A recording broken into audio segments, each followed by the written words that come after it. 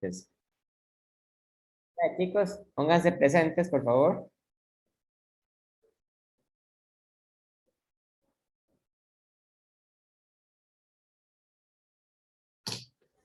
Muy bien, vean, hoy vamos a ver uno de los últimos temas que van a entrar en el curso que estamos viendo, que es el principio de superposición e incertidumbre cuántica. Ustedes quizá hayan escuchado hablar acerca de el principio de incertidumbre de Heisenberg, que dicen que una partícula no puede tener, o no se puede conocer para una partícula, mejor dicho, la posición y la velocidad al mismo tiempo. Entonces voy a intentar dar una explicación teórica de por qué pasa eso, haciendo uso de una analogía, que fue así como yo aprendí en la universidad, que me enseñó un profesor que me dio el curso de física cuántica. Ok, vamos a suponer por un momento que la materia está hecha de unas partículas llamadas electrones, que en realidad es así, ¿verdad? Pero vamos a decir que los electrones tienen dos atributos. Los atributos, como ustedes saben, son las características de un objeto. Entonces, un atributo que tienen los electrones es, primero que nada, el tamaño. Los electrones pueden ser grandes o pequeños. Y está el color. Los electrones pueden ser negros o pueden ser blancos. Claro, ¿verdad? Eso que estoy diciendo yo es una metáfora. En realidad los electrones no son negros o blancos, o no son grandes o pequeños. Pero es una analogía a otras propiedades que sí tienen los electrones que pueden ser medidas. Entonces, uno podría pensar clásicamente que como hay dos atributos, entonces los electrones pueden ser de cuatro tipos, ¿verdad? Negros y grandes, negros y pequeños, blancos y grandes o blancos y pequeños. Vamos a hacer una suposición. Que dice lo siguiente. El color de los electrones no guarda ninguna correlación con su tamaño y el tamaño no guarda ninguna correlación con su color. O sea, eso quiere decir que si yo tengo, por ejemplo, un electrón blanco, eso no me dice nada acerca del tamaño, ¿verdad? Es como que yo diga, por ejemplo, que los estudiantes del colegio científico tienen dos atributos. Pueden ser hombres y mujeres, bueno, viéndolo desde el punto de vista tradicional, ¿verdad? Es nada más una comparación, ¿verdad? Y pueden ser personas que son de San José o no son de San José. Entonces, si yo escojo al azar a un estudiante que no es de San José, perfectamente podría ser hombre o podría ser mujer. O sea, no hay ninguna correlación entre las dos cosas. De la misma forma, no hay correlación entre el tamaño ni el color de los electrones. Pero hay un problema, ¿verdad? Los electrones son partículas tan pequeñas que no se pueden ver a simple vista.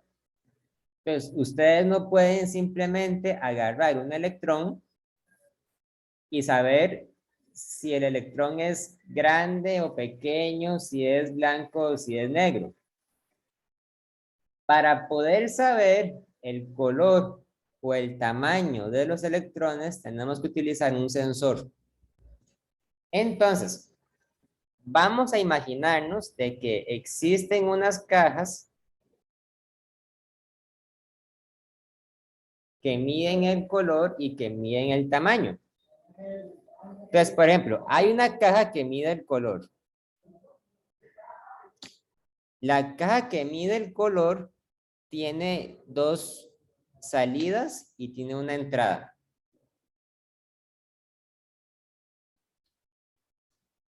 Entonces, Donde se encuentra la entrada,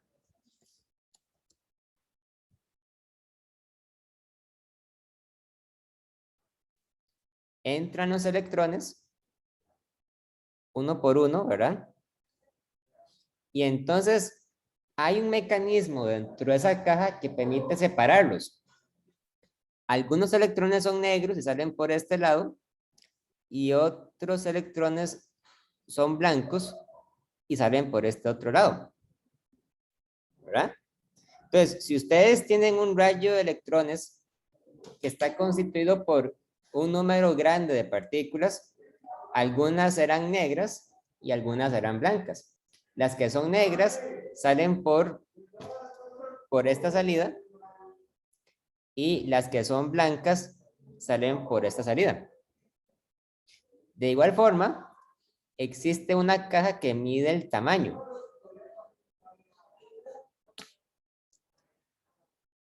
Entonces, algunos electrones, no todos, ¿verdad? Algunos serán grandes y otros serán pequeños.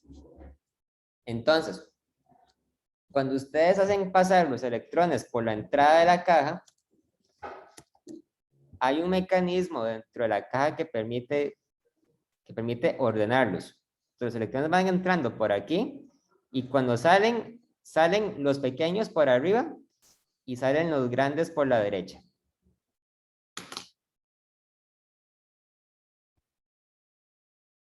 Entonces, ustedes pueden hacer experimentos con esto. ¿Qué se puede hacer? Bueno, digamos que ustedes consiguen dos cajas que miden color y las ponen, bueno, se consiguen tres, mejor dicho, y las ponen una a la par de la otra.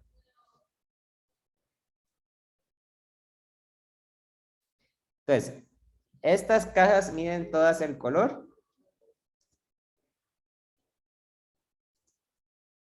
Cada una tiene sus salidas de color negro y color blanco.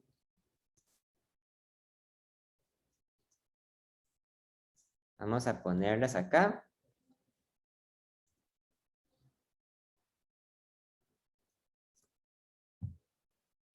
Vamos a decir que ustedes se consiguen un rayo de electrones que va a entrar por la entrada de esta. ¿Okay? Vamos a separar por color. Entonces, ¿qué va a pasar? Bueno, algunos electrones, los que son de color negro, van a salir por aquí y van a llegar a esta otra caja y van a entrar por acá. Mientras que algunos electrones que son de color blanco van a salir, van a viajar y van a entrar por esta otra caja. Entonces, los que son de color negro, al entrar a esta caja, se dividen, ¿verdad? ¿Y qué va a ocurrir acá? Bueno, va a ocurrir que el 100% de los electrones que van a entrar van a salir como negros. Mientras que un 0% de ellos van a salir como blancos. ¿Por qué? Porque todos los que entraron eran negros, ¿verdad? ¿Y aquí qué va a pasar? Aquí va a pasar algo semejante. De los electrones que entran, el 100% serán blancos, entonces todos salen blancos, y el 0% son negros. Pero eso es muy fácil de entender por qué ocurre, ¿verdad? Eso ocurre porque aquí todos entraron negros y aquí todos entraron blancos. Voy a poner una aclaración nada más ahí para que no se confundan, ¿verdad? Cuando yo digo C, quiero decir caja que mide color. Cuando digo B, quiero decir blancos. Cuando digo N, quiero decir negros.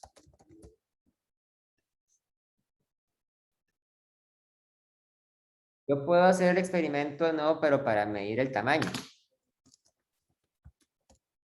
Entonces, me consigo tres cajas de tamaño.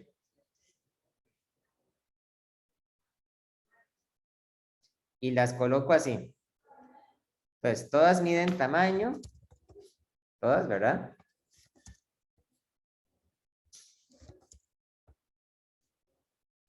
Y cada una de ellas permite sacar electrones pequeños y electrones grandes.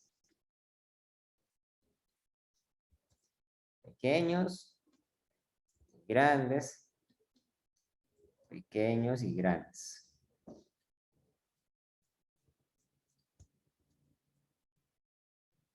Entonces, ustedes hacen traer un rayo de electrones, van a entrar por aquí, algunos salen como electrones grandes y otros salen como electrones pequeños. Entonces, como aquí todos salieron como grandes, ¿verdad?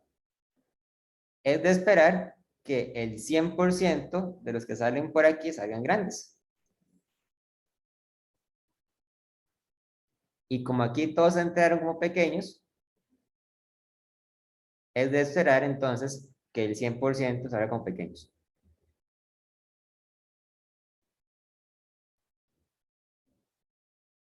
Entonces, lo que es verdaderamente interesante es lo que ocurre cuando yo decido combinar las cajas.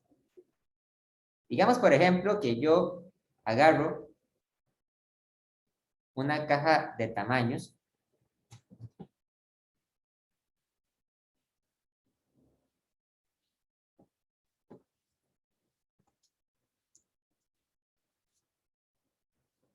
Entonces, esta caja de tamaños puede separar entre pequeños y grandes. Y yo decido colocar a la par de esta caja otra caja, pero que mida color.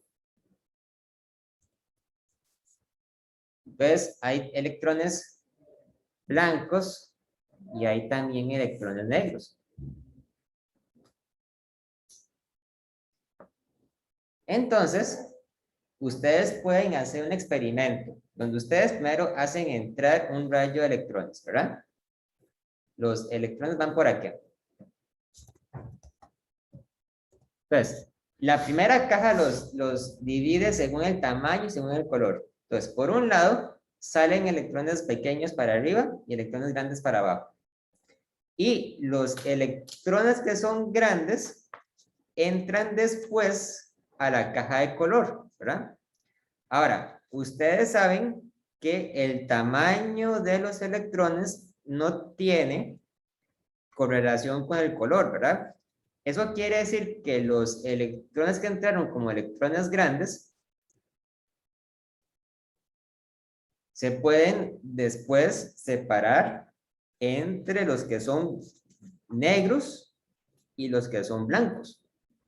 Entonces, va a salir un rayo con electrones blancos y va a salir un rayo con electrones negros. Entonces, de los electrones que entraron, aproximadamente un 50% serán blancos y un 50% serán negros, ¿verdad? Hasta ahí todo bien, ¿verdad?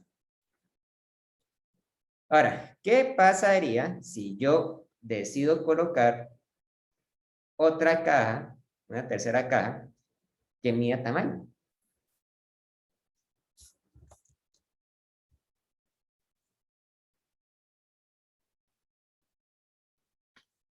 Miden pequeños y miden grandes.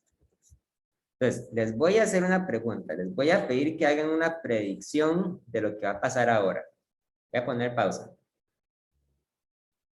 Ok, entonces habíamos hecho la predicción entonces de que como ya los hemos separado por tamaño y por color, entonces de los que entraron acá, algunos eran pequeños, pero algunos eran, pero todos eran grandes, ¿verdad? Eso fue lo que ustedes dijeron, que todos salen grandes, porque ya los hemos separado por grandes. Pero en la realidad lo que ocurre es un poco extraño. Lo que ocurre en la realidad es que salen grandes y salen pequeños. De hecho, aproximadamente el 50% son pequeños de los que entraron y el 50% son grandes. Entonces, uno lo que hace aquí es preguntarse cómo puede suceder esto, ¿verdad? Si ya los he separado por tamaño, entonces, ¿cómo es posible que cuando los vuelvo a medir aparezca que el 50% son pequeños y el 50% son grandes. Entonces, lo que ocurre acá es que en la tercera caja, ¿verdad? En la segunda caja que mide el tamaño, nosotros sabemos que todos los que entraron eran negros. Pero, como dijo Aldo, ¿verdad? No sabemos qué pasó con el tamaño, porque a la hora de medir el color, eso de alguna forma afectó el tamaño. Entonces, cuando yo les medí el color, me aseguré de que salieran todos negros, pero no sé qué pasó con el tamaño de los electrones. Algunos salieron blancos y otros pequeños. Algunos salieron grandes y otros pequeños. Entonces, esto nos lleva a una propiedad muy importante de las partículas en mecánica cuántica que no existe en la física clásica, que es la siguiente. Hay propiedades que son mutuamente excluyentes. Si ustedes determinan el tamaño de una partícula, entonces no pueden saber el color, ¿verdad? Si ustedes saben que la partícula es negra, no pueden saber de qué color es. En cambio, si ustedes saben el color de la partícula, no pueden saber el tamaño. Si ustedes saben que la partícula es blanca, no saben si es grande o pequeña. Si ustedes saben que la partícula es negra, no saben si es blanca o pequeña. Si ustedes saben que la partícula es pequeña, no pueden saber si es grande o si es pequeña, no pueden saber si es blanca o si es negra. Y si saben que es pequeña, no pueden saber si es blanca o si es negra. O sea que conocer uno de los atributos automáticamente me indefine el otro. Si yo agarro un electrón y sé que es grande, luego le mido el color y sé que es negro, después no sé qué tamaño es, tengo que mirar el tamaño otra vez y cuando lo mido puedo volver a tener un tamaño pequeño o uno grande. Entonces, esas propiedades de las partículas son o fueron, digamos, muy difíciles de entender para los físicos de principios del siglo XX, porque esas propiedades no se observan en la vida cotidiana. Ahora, si las partículas fueran grandes, si fueran, bueno, muy grandes, si fueran partículas de tamaño cotidiano, nosotros podríamos clasificarlas en 4 tipos, ¿verdad? Yo podría hacer un cuadro con las partículas grandes, con las pequeñas, con las negras y con las blancas y contar cuántos hay de cada uno, ¿verdad? Si hay 5 grandes negras, si hay 6 pequeñas negras, si hay 8 grandes blancas y si hay 10 pequeñas blancas. Pero esto yo lo puedo hacer solamente en el mundo clásico. En el mundo cuántico,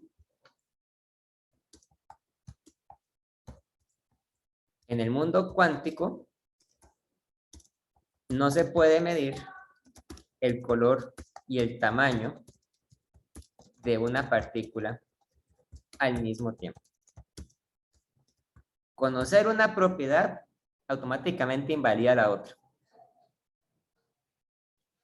Ahora, ¿cómo se entiende esto desde el punto de vista matemático? Bueno, eso se entiende con una cosa que se llama el principio de superposición.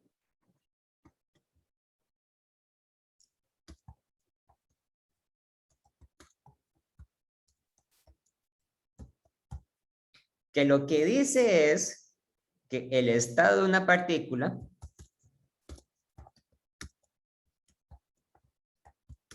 se puede descomponer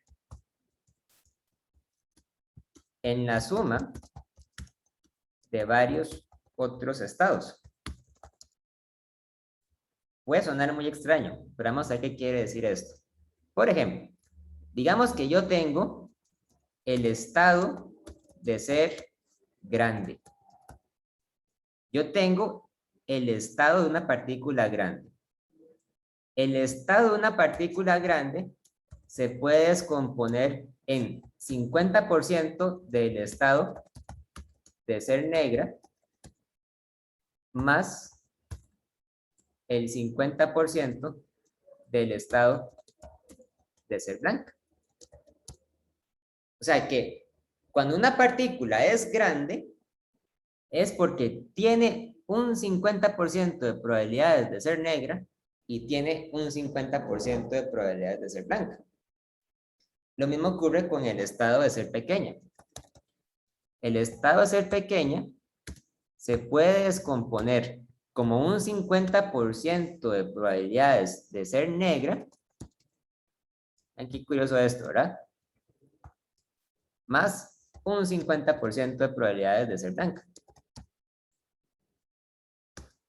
Y si yo tengo el estado de ser blanca, el estado de ser blanca se puede entender como un 50% de probabilidades de ser grande más un 50% de probabilidades de ser pequeña. Y el estado de ser negra se puede entender como un 50% de probabilidades de ser grande más un 50% de probabilidades de ser pequeño. Entonces, no se puede conocer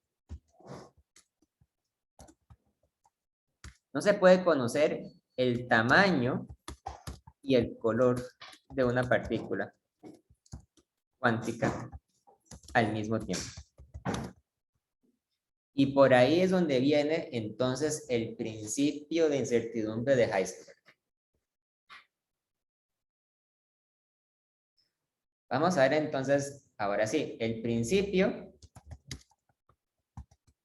de incertidumbre de Heisenberg.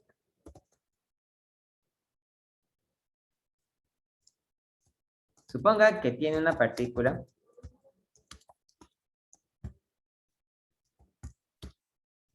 con una posición X en el eje X y una cantidad de movimiento P. Esa cantidad de movimiento puede ser clásica si la velocidad no es muy grande, o puede ser relativista si la velocidad es muy grande, ¿verdad? Pero existe una incertidumbre para cada una de ellas. Entonces, la incertidumbre en la posición la voy a llamar delta X. Delta X no es la posición. Delta X es la incertidumbre en la posición. O sea, es que tanto yo no estoy seguro de dónde está la partícula. Y también existe entonces una incertidumbre en la cantidad de movimiento. La incertidumbre en la cantidad de movimiento la voy a llamar delta P. Nuevamente, delta P no es la cantidad de movimiento. Delta P es qué tan inseguro estoy yo de la cantidad de movimiento. Por el instrumento de medición que utilicé, por el método que utilicé para medirla, ¿verdad? Siempre va a haber una incertidumbre asociada, siempre, sin importar qué tanto me esfuerce por hacer la medición, siempre va a haber una incertidumbre. Entonces, lo que dice el principio de incertidumbre es que a la hora de multiplicar la incertidumbre en la posición por la incertidumbre en la cantidad de movimiento, este producto siempre, siempre, absolutamente siempre va a ser igual o mayor que la constante de Planck dividido entre 4pi. ¿Okay?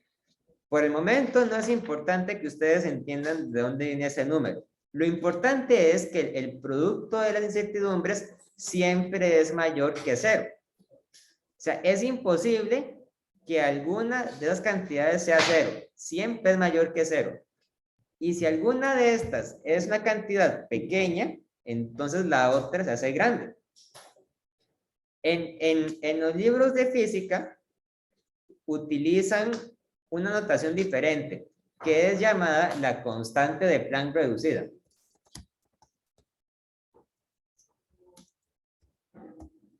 La constante de Planck reducida. La constante de Planck reducida se escribe como una H con un techito, ¿verdad? Así. y es igual a la constante de Planck normal dividida entre 2pi. La constante de Planck reducida es entonces igual a 6,626 por 10 a la menos 34 joules por segundo entre 2pi. Y es igual a 1,05 5 por 10 a la menos 34 joules por segundo. Por lo tanto, el principio de incertidumbre queda como delta X por delta P es igual o mayor que la constante de Planck reducida entre 2. ¿Okay? La fórmula se suele escribir así por una cuestión de convención, o sea, porque en los libros de física, en los artículos científicos, los físicos tienen una inclinación a utilizar más la constante de Planck reducida que la constante de Planck ordinaria. Y nosotros vamos a utilizar esa notación para los problemas de incertidumbre. Ok, vamos a ver. Hasta aquí, chicos, ¿alguna duda, alguna pregunta?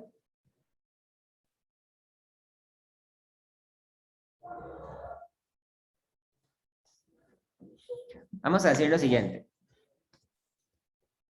Suponga que sabemos que hay un electrón en un átomo de hidrógeno.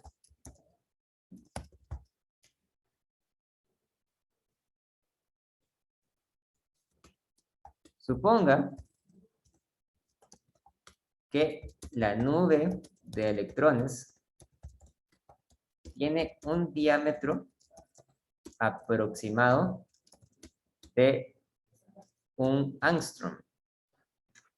Un angstrom se escribe como un A con un circulito y un angstrom es aproximadamente, es igual a 1 por 10 a la menos 10 metros. Digo aproximadamente porque no sabemos realmente, ¿verdad? De cuánto es. Puede ser un poco más, un poco menos, pero anda por ahí.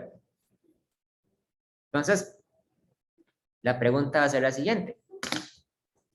Haga una estimación de la incertidumbre mínima.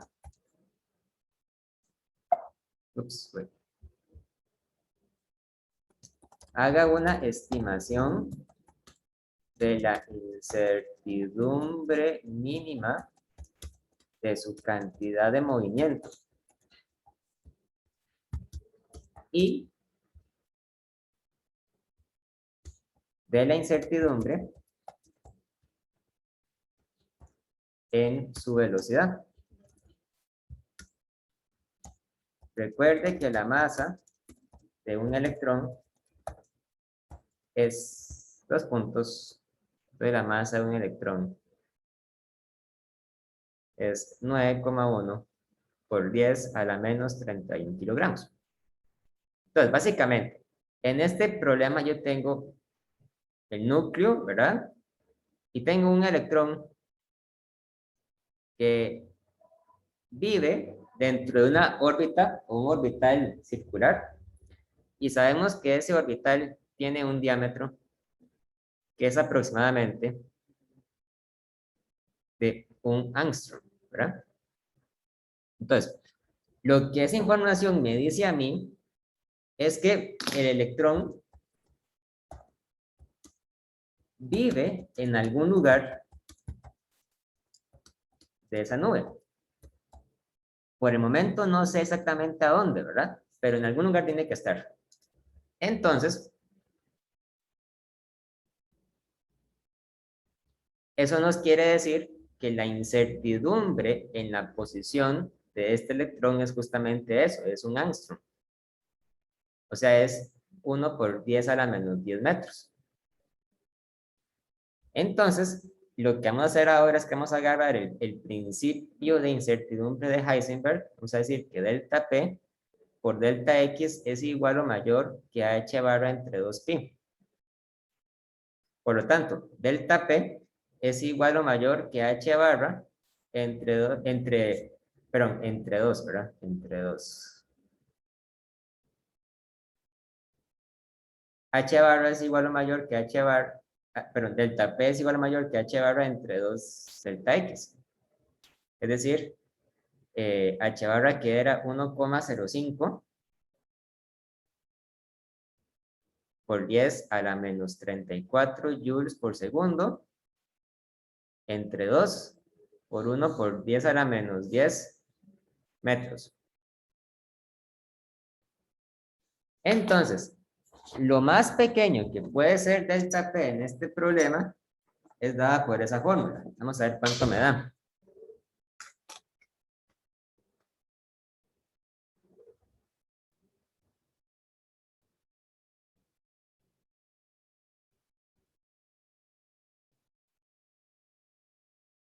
Me da que la incertidumbre tiene que ser igual o mayor que 5,25 por 10 a la menos 25 kilogramos por metro entre segundo.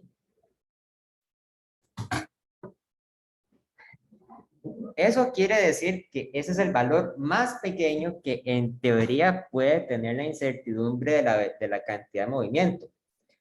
La incertidumbre de la cantidad de movimiento puede ser inclusive mayor, ¿verdad? Si el instrumento de medida que estoy utilizando no es lo suficientemente bueno.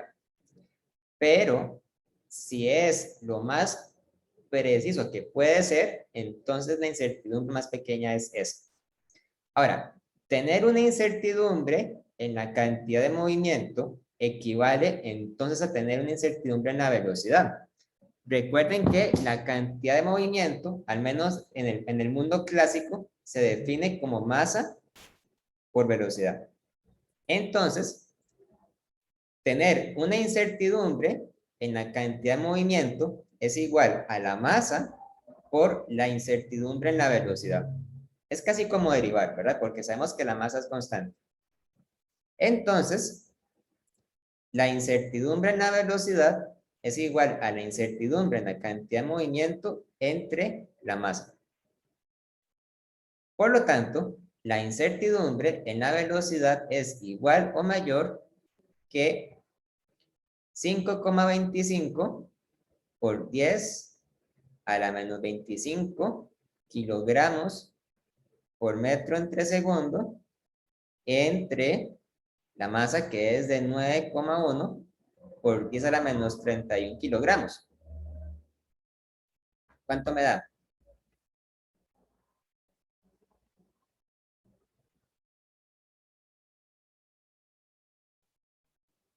Me queda que es una incertidumbre igual o mayor a 5,77 por 10 a la 5 metros entre segundo.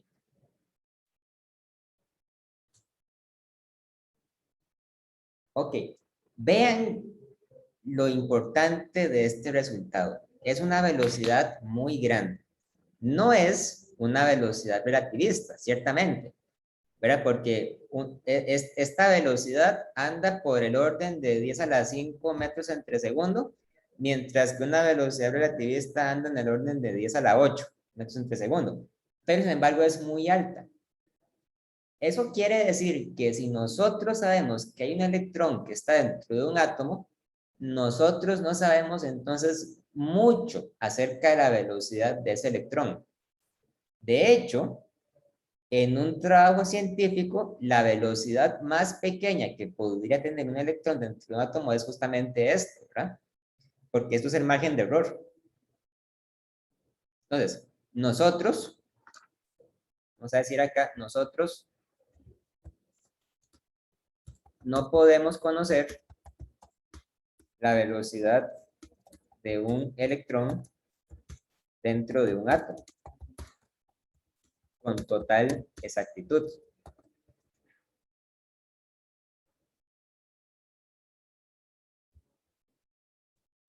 Si la incertidumbre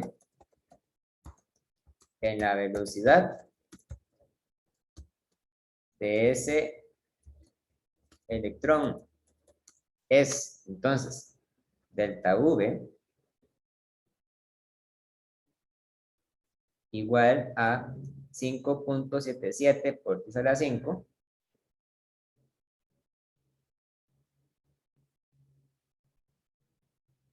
Entonces,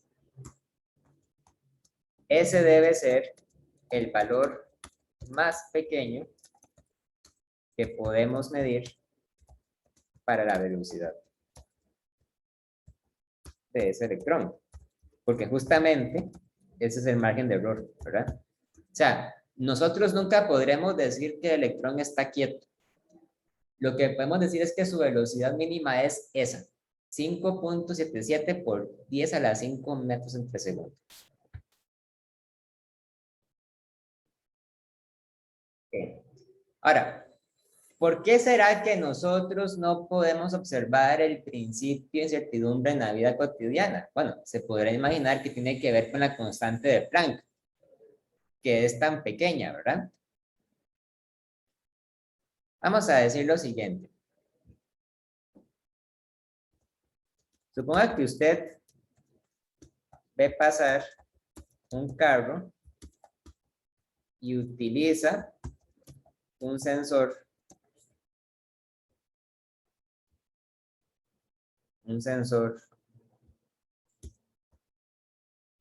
ultrasónico para medir su velocidad. Si la incertidumbre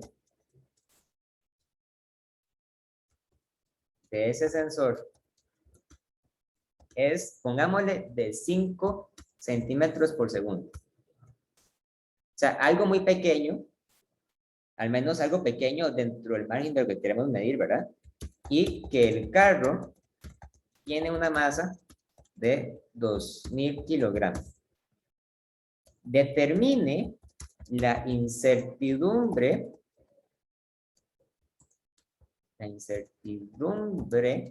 mínima en la posición de ese carro.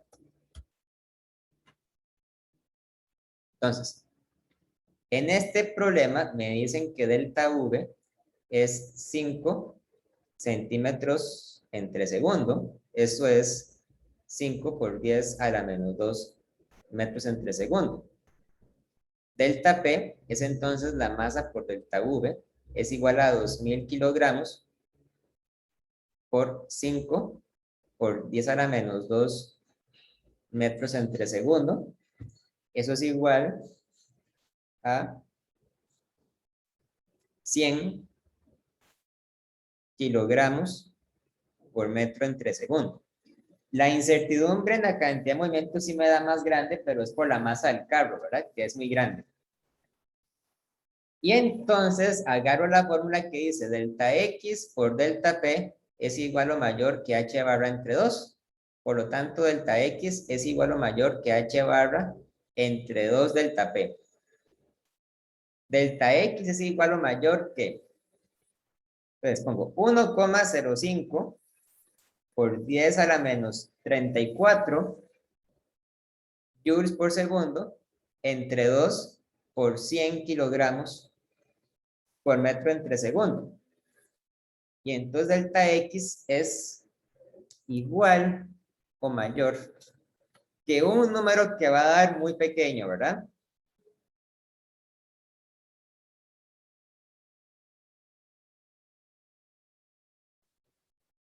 Igual o mayor que 5.25 por 10 a la menos 37 metros.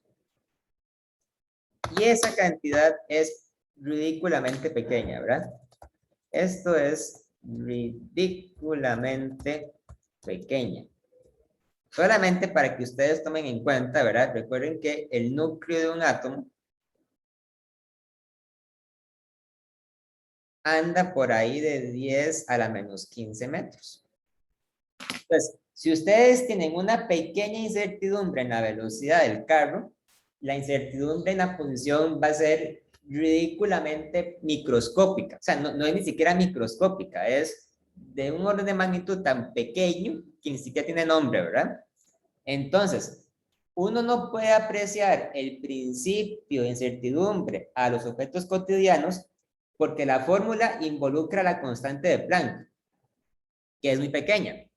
Por lo tanto, la incertidumbre solamente es significativa cuando es un objeto muy pequeño, como un electrón, o un neutrino o un átomo inclusive. Pero para un objeto de la vida cotidiana, la incertidumbre se vuelve muy pequeña porque la masa es grande, ¿verdad? Por eso es que no importa para un objeto cotidiano, pero sí para una partícula microscópica.